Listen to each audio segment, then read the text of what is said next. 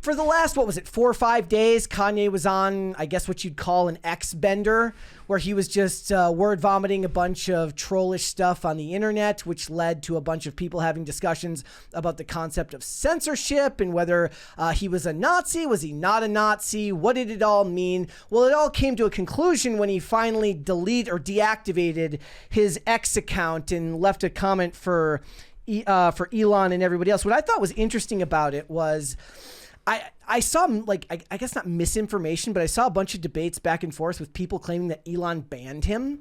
And I think that what's weird about that is, like, there's a bunch of people who would like that to be true, either because they really, really dislike Kanye or they really, really dislike Elon and want to make Elon look like he was attempting to censor another person. Either way, there's definitely a certain level of personal motivation for anyone who is pushing that. We got a $20 super chat from Andrew Jacobs. Instead of watching the Super Bowl, I rewatched the IRL with Yee and the PCC about the IRL with Yee. Needless to say, I had a much better night than the Super Bowl watchers. I will say the Dun Kings ads were awesome. What day, y'all?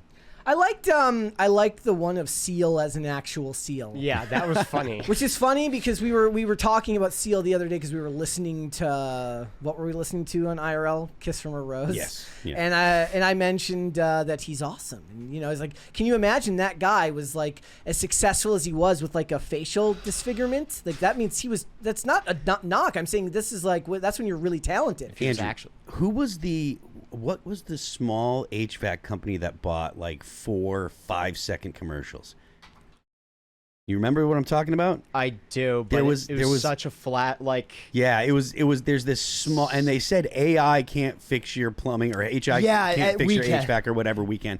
And I was like, those are my favorite commercials. There are these like tiny little 5-second commercials. It seemed like it was a mom and pop or a small company who bought. That must have cost them a fortune. I'm sure that it was they're in the multiple millions $8 to $10 of dollars. millions of dollars. Yeah, and like it was literally 5-second commercials. I wish I remember their name, but those are my favorite commercials. They were like so fast you almost missed them, but they were like, yo, like sticking their hand up, like getting a little attention in between like Nike and PepsiCo, you know. Here's what Ye said when he logged off Twitter. He says, "I'm logging out of Twitter. Appreciate Elon for allowing me to vent. It has been very cathartic to use the world as a sounding board. It was like an ayahuasca trip.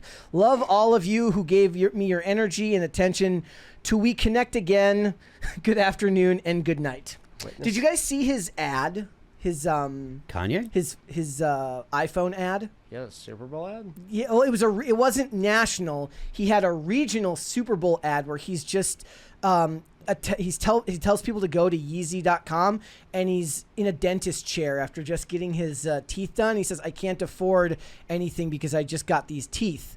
Please tell me the only thing on the site was the only thing that's on the yes. site now. Oh my God, that's brilliant. Yeah, it was crazy. Did you see that, Phil? No. Let me see if I can find. I had it pulled up here at some point. Yeah, here's the. I don't know if we'll get copyrighted for this, but here's the ad. So what's up, guys?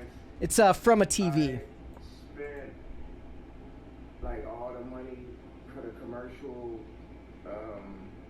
on these new teeth. So once again, I had to shoot it on the iPhone.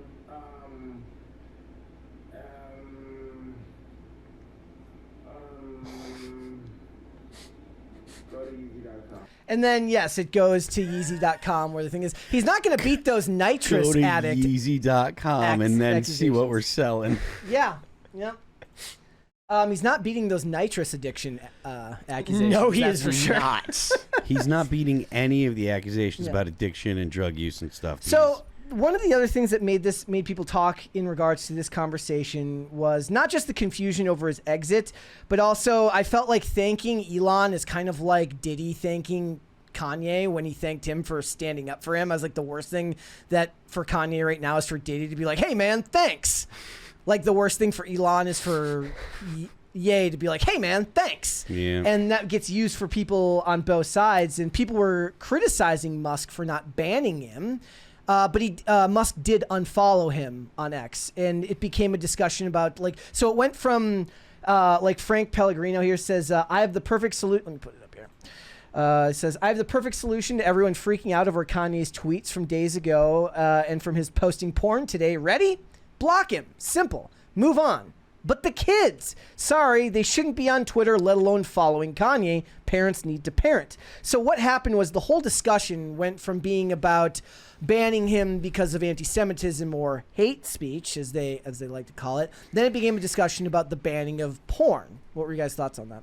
Like, how do you feel about the concept? Because basically the idea was they're saying that now that X is the de facto public square, there shouldn't be porn in the public square. Yeah, I mean, like, you can get on X or on most social media pages at 13, so you shouldn't, like, they should at least have to be able, like, have the, like, some kind of they shouldn't just pop up in your feed, whether it be like the sensitive content thing. AI can figure out what's, you know, if something is adult stuff, they should at the very least cover it. I think that there's good argument. I think there's a good argument for banning, like, actual pornography on things like Facebook, you know, on most social media. They did. I think they said that Elon marked Kanye's page as NSFW because of all the posts that he was making. Right? Thoughts? So I mean, what? Go ahead. No, it, like, honestly, I never really, like, gave a damn about it. Like, I just thought it was just people, like, bitching to bitch, realistically. So I never really formulated an opinion on it. Whether, like, about whether porn should be banned or not? No, well, on X, yes. I mean, yeah, we have sites for that. They do. This is one take that I thought was really funny. This one says, the fact that Selena Gomez got more hate for crying about immigrant deportation than Kanye got openly admitting that he's a Nazi is insane. That's because at the time that Selena Gomez was crying, it was literally only criminals getting deported. Yeah. They were going to jails, picking up people that had been arrested that had previous convictions and or at least previous charges. Like, the reason that she got crap was because she was acting as if they were children and babies and all my people and my friends. BS. Like, that's what she got crap for. My people.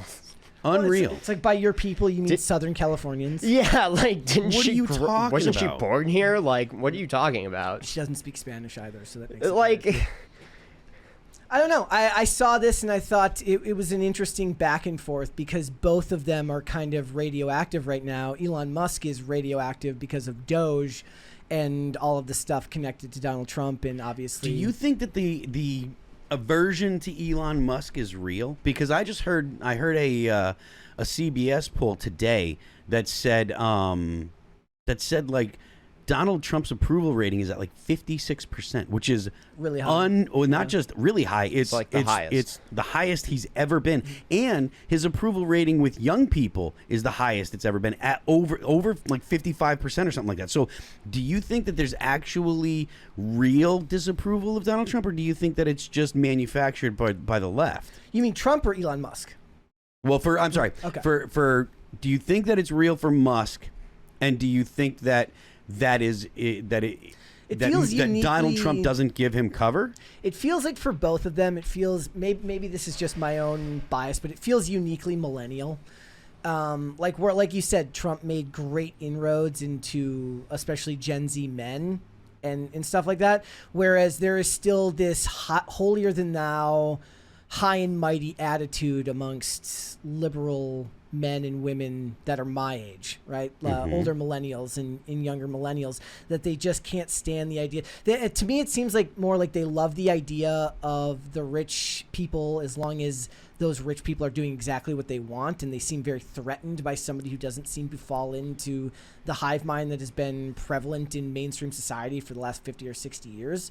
And what's weird about it is that now as like communication has got more decentralized, it feels like that should unravel to me, because it feels like most of the time your idea of how a person is taken would come from your algorithm.